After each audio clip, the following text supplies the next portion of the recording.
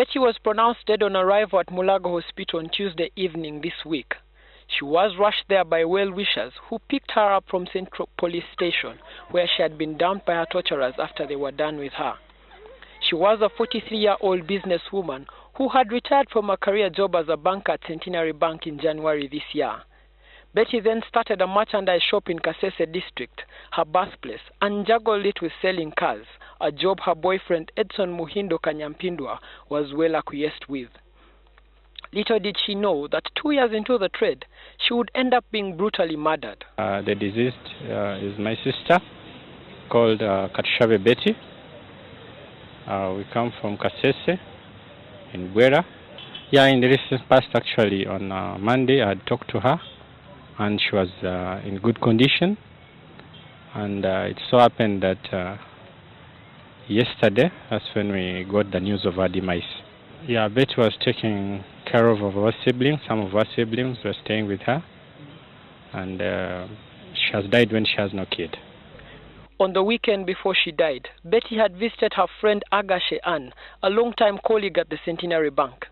Ann told NTV that a distressed Betty called her on Tuesday, saying that she had been, quote-unquote, arrested and detained by her creditors. The last moments I was with her, she was at my residence over the weekend. That was from Saturday to Tuesday. She left my home Tuesday morning. On Wednesday morning, she calls me that she's at Pine being beaten by Pine people. Help me, call my boyfriend to come and rescue me, and which I did. Pine Company is a stretch of carbons along the Lumumba Avenue.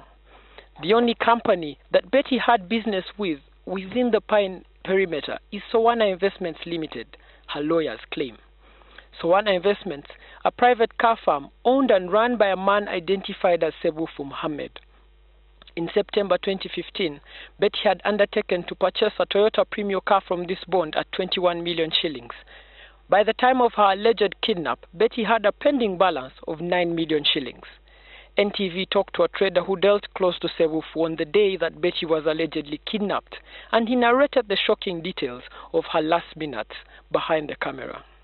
Tuba kumacha ekiro nga tetunabala kutuuka waka munange gwe nali naye eyavuga okutwala abasibe amugamba nti waayi baade tebankwatidde ku poliisi aye omuntu gwentuusizayo bagadde kunteekako mpingu amugamba n'omusajja eyabadde azze okuyamba omukazi ne moroka abuuseemu mbuuke so enkeera tugenda okuwulya essaawa nga 2 tetunaba kujja ku mirimu ky'omukazi yafudde. NTV has also seen a letter from her lawyers who accuse Sebufu of being an abettor in the kidnap and torture and the police of abdicating its role. In that letter, the law firm also lashes out at Sebufu security for beating up their colleague, Amon Twesije. Sebufu is no stranger to controversy. In April last year, he was arrested briefly and released by police over possession of an illegal firearm. In that case, his colleagues had alleged that Sebufu and his security had also tortured them.